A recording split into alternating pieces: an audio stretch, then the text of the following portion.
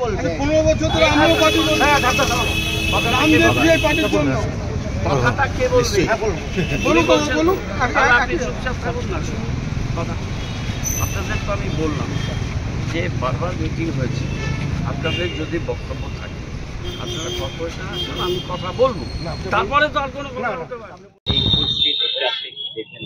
এখানে দেখলাম জায়গা দোকানদারদের একটা বক্তব্য ছিল এই সাইডটায়, এই স্টেজে, যে মানে আসা যাওয়ার, এখান থেকে ভেতরে যাওয়ার জায়গাগুলো যাতে থাকে এবং দোকানের মুখগুলো যথাসম্ভব খালিয়ে রেখে করা হয়।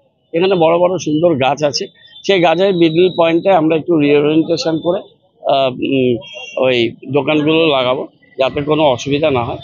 এখানে আমরা এর আগেও এখানে যারা ব্যবসা করেন তাদের নিয়ে আমাদের সার্ভে অনুযায়ী এবং আমরা ক্ষুদ্র ব্যবসায়ী সমিতি তাদের রিপ্রেজেন্টেটিভ নিয়ে মিটিং করেছি। আমি আবার কালকে হচ্ছে মঙ্গল বুধ বৃহস্পতি শুক্র শনি নেক্সট উইকে একটা দিন ওদের সাথে আবার বলবো, কথা বলবো, শুনবো।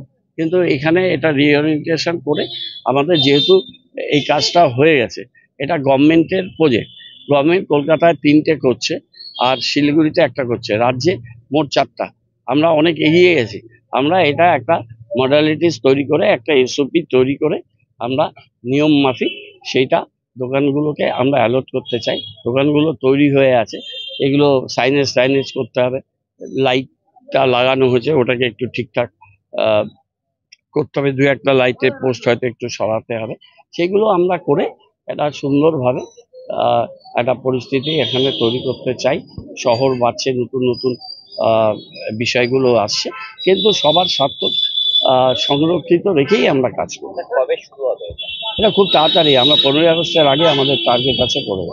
আরেকটা জিনিস, যেখানেই মানে কোনো একটা কাজ করতে যাচ্ছেন দেখা যাচ্ছে যে কিছু লোক এসে বাধা দিচ্ছে, এমন অভিযোগ এখানেও বাধা।